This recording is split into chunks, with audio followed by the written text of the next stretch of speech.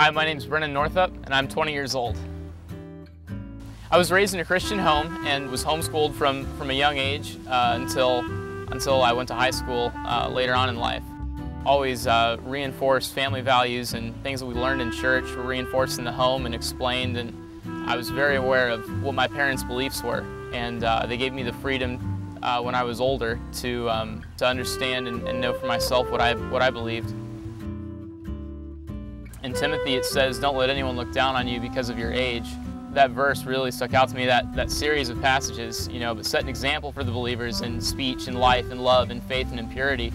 And I wanted to live up to those words. I remember getting back from a missions trip to South Dakota in 8th grade and getting together with some of my friends from that missions trip.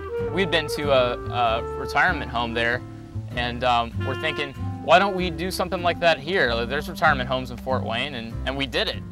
And started visiting them, and I mean, that was kind of a catalyst for me realizing, you know what? I don't need anyone's permission to pursue God and to lean into what I think that He would be doing if He were here. If you're young, you have your entire life ahead of you. This is the time to choose what kind of person you're going to be. And certainly go and seek out people and ask for advice, and you have to stand for something. You're going to fall for anything. From a young age, I recognized that I remember laying awake in bed wondering, what happens after I die. I heard a lot of adults give testimony to when they were a kid, they rebelled and did all these things, and then they found God later. So from a young age, I was wondering, what would it really look like to pursue God from a young age, and what could be accomplished through that. I think it's the natural response to want to give yourself back to God after He's given up so much for you.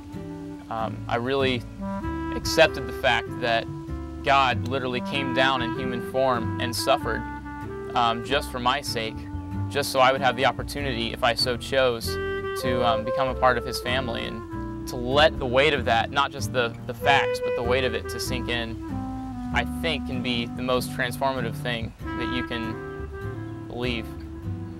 The teenage years are extremely pivotal years in a person's life. I think that there is so much potential for good or for ill that comes from those times.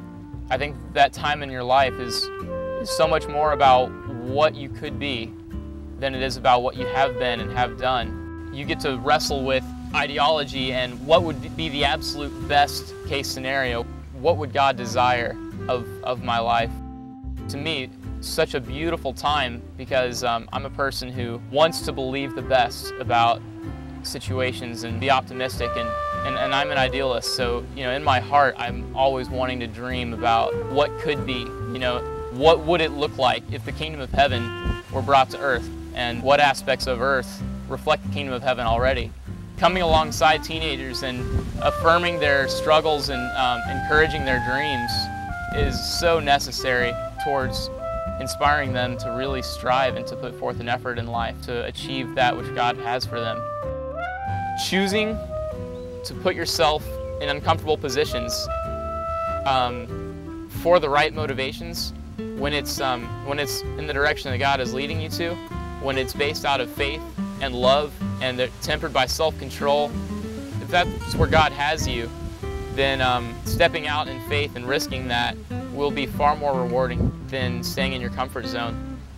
And I'm seeing that. Again, not all the answers are solved, and not all the riddles are answered, but I trust they will be. And that's very encouraging to be able to say.